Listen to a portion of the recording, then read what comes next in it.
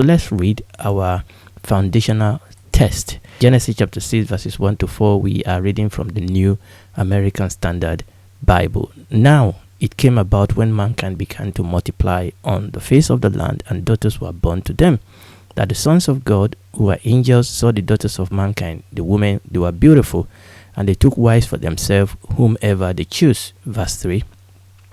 Then the Lord said, my spirit will not remain with man forever, because he is also flesh.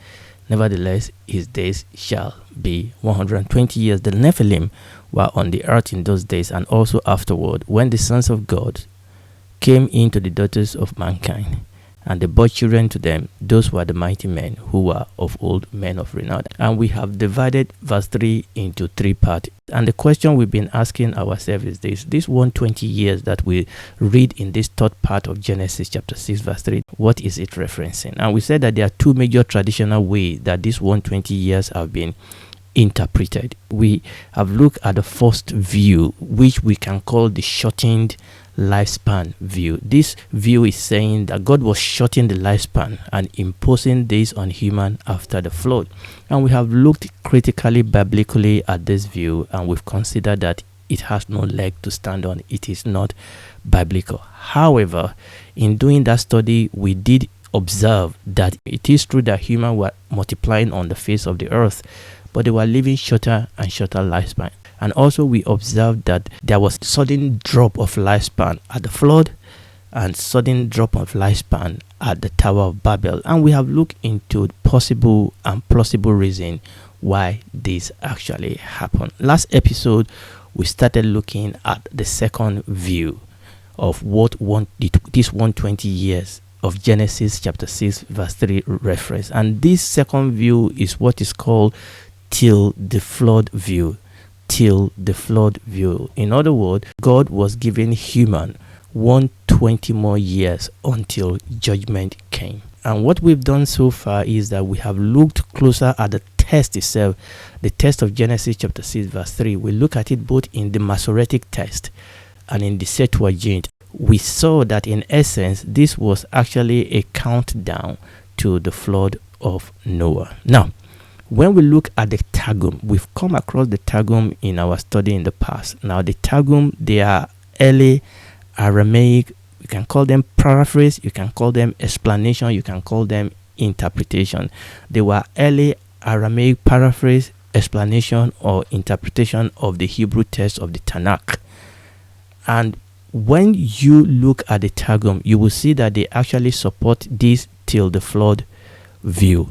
When you read this portion of the scripture in the Targum, you will see that they related this 120 years to a period of grace for repentance, with a time of judgment in view at the end of that period. And that's what you will see. So let's look at two examples of the Targum interpretation or paraphrase of Genesis chapter 6 verse 3. Let's read Targum of Onkelos, Genesis chapter 6 verse 3. And the Lord said, this evil generation shall not stand before me forever, because they are flesh and their works are evil. A term or length will I give them, 120 years, if they may be converted. Let's read from the Targum of Neophiti. And the Lord said by his word, all the generation of the wicked which are to arise shall not be purged after the order of judgment of the generation of the deluge, which shall be destroyed and exterminated from the midst of the world. Have I not imparted my Holy Spirit to them, or placed my Holy Spirit in them, that they may work good works? And behold, their works are wicked.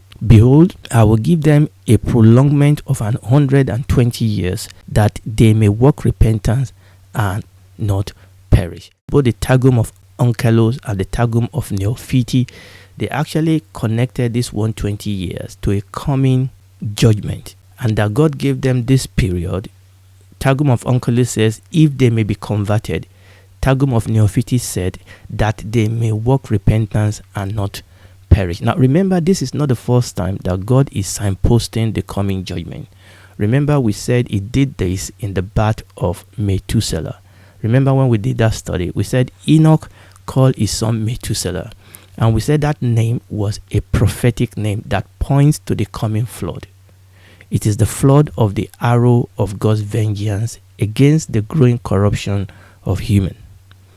And the prophecy was that in the year that Methuselah died, the judgment of God will fall, and it obviously will fall in the form of the flood.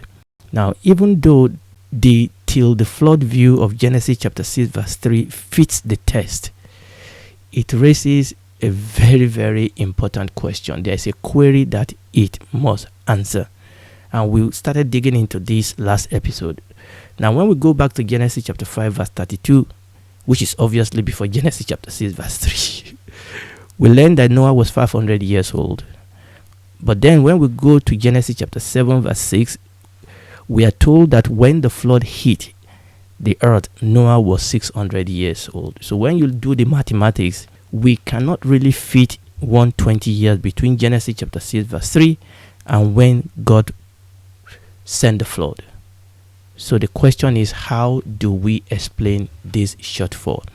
Now, we said that the quick answer is that the chapters of the book of Genesis were not necessarily often chronologically, that oftentimes one of these chapters will overlap to some extent on the other. That when you read some of this story, just be aware that sometimes when the chapters start, it takes you a few steps back before taking off again. What I'm saying in essence is that Genesis chapter 6 verse 3 is not chronologically before the statement that we read in Genesis chapter 5 verse 32. Now, last episode we saw a pattern, isn't it, in the genealogy of Adam leading up to Noah. Now, what we see on top here, that is the general pattern that you see. So it is Mr. A lived a certain number of years, gave birth to his first son. After that, lived another number of years, gave birth to many other children and died. But when you come to Noah, you will see that the pattern is different. There was Noah, that Noah lived 500 years. He then have 3 children, and he lived 450 years. We are not told that Noah was so and so age when he has his first son. We are just told that Noah was 500 years old, and then Noah begat, and we were listed all his 3 sons together. And the sense is that it was after that Noah was 500 years old that he became father to 3 children. So in the case of Noah, the Bible placed more emphasis on this 500 years of Noah, not an emphasis on the first son. The emphasis was actually on the 500 years that Noah lived before he started having children. When you look at the other patriarchs, they started having their first children between the age of 65 and 187. And when you take the average, I took my time to take the average was 112 before they started having children. But when we come to Noah, Noah was 500 years before he started having children. So it would seem to me that in God's sovereignty, Noah was much, much, much older when he started having his children compared to other patriarchs that were listed for us in the genealogy of Adam that we read in Genesis chapter 5. Now that has a very important implication. Okay, so the first implication is that all Noah's children were born closer to the flood than they would have been if Noah had started having children around about the same age of his peers. Number 2, even though by the time of the flood, Noah's children were old enough to marry, they actually did not have any children until after the flood. Now the question is, why did God arrange it to be like this? Now the Bible did not actually tell us why, but we can make some conjecture here. With this arrangement, there was less chance for his family line to be contaminated by the evil and wickedness around them. So that's the first implication of this. And also the fact that by the time the flood hit, his children, even though they've not started having their own children, but they were old enough to help Noah fulfill God's assignment with respect to building the ark and also maintaining life in the ark during the flood. And I think this is really, really very, very important, that God was intimately involved in the planning out of the family of Noah. Now, we noted that Genesis chapter 5 verse 32 was obviously the end part of the genealogy of Adam listed for us in Genesis chapter 5. Okay, so verse 32 was the last verse of that chapter. Okay, we also noticed that the content of Genesis chapter 5 verse 32 was then repeated again in Genesis chapter 6 verse 10, where the Bible started talking about the genealogy of Noah. Now, let me put these two passages side by side. So what you have here is Genesis chapter 5 verse 32, and what you have here is Genesis chapter 6 verses 9 and 10. So verse 32, chapter 5 says, and Noah was 500 years old, and Noah begat Shem, Ham, and Japheth. Chapter 6 verse 9 and 10. These are the generation of Noah. Noah was a just man and perfect in his generation, and Noah walked with God. Look at verse 10. And Noah begat 3 sons, Shem, Ham, and Japheth. You can see how closely related verse 32 of chapter 5 is to verse 10 of chapter 6. It is almost word for word, apart from the 500 years in verse 32 of chapter 5. We could stitch the end of Genesis chapter 5 to Genesis chapter 6 verse 9, and our story will flow seamlessly. So I'm starting to read from Genesis chapter 5 verse 28. And Lamech lived 180 and 2 years and begat a son, and he called his name Noah, saying, this same shall comfort us concerning our work and toil of our hands, because the ground which the Lord has cursed. And Lamech lived after he begat Noah 550 years and begat sons and daughters. And all the days of Lamech were 770 and 7 years, and he died. These are the generation of Noah. Noah was a just man and perfect in his generation, and Noah walked with God. And Noah was 500 years old, and Noah begat 3 sons, Shem, Ham, and Japheth. Do you see how what I've read actually flow seamlessly? But what I've done here is to actually stitch Genesis chapter 5 verse 38 with Genesis chapter 6 verses 9 and 10. And you can see how that story fitted so nicely.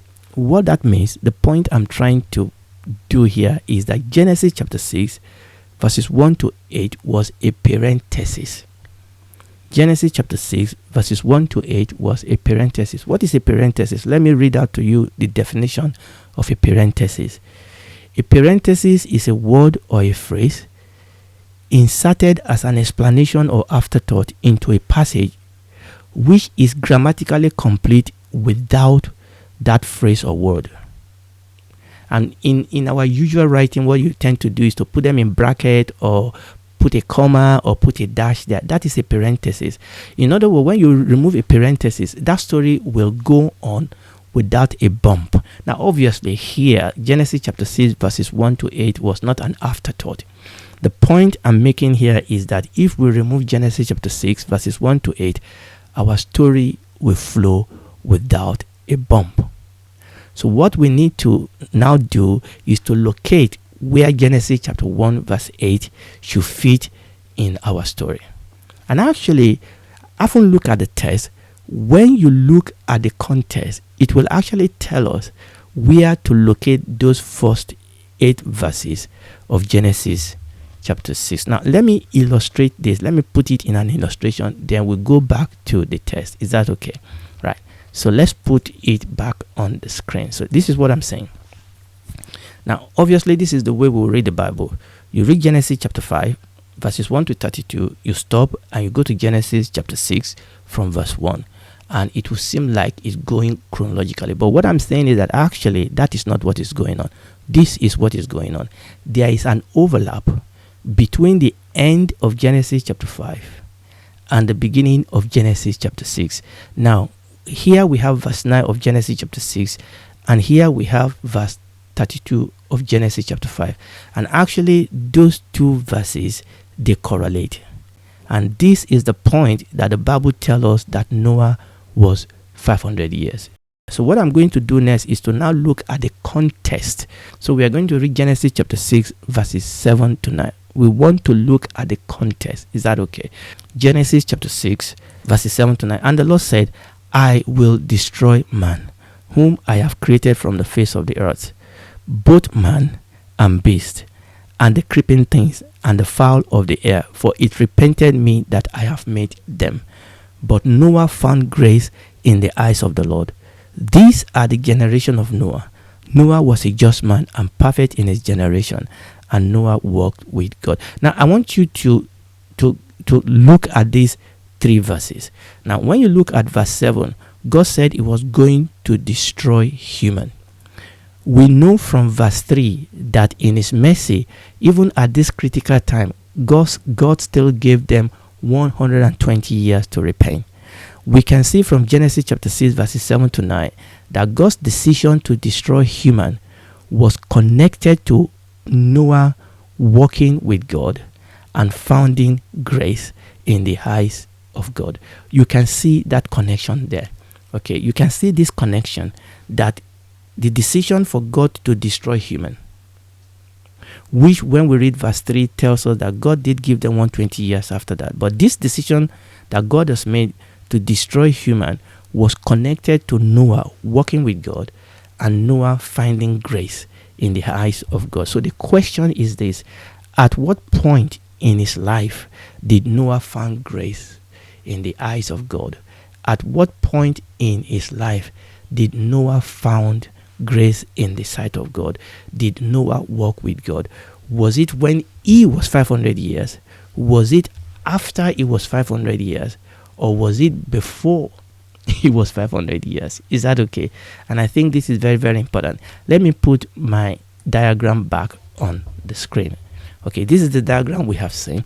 Okay, we said, okay, Genesis chapter 5, Genesis chapter 6, but there is an overlap. We said there's an overlap. Okay, now I've added a couple of things to this picture now that I want you to see very well. Okay, and I think this diagram, this illustration is really, really very important.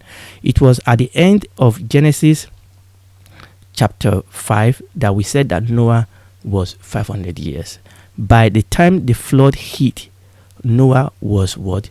600 years old. And we've seen that actually there's an overlap, that verses 1 to 8 of Genesis chapter 6 was in a period before Genesis chapter 5 verse 32.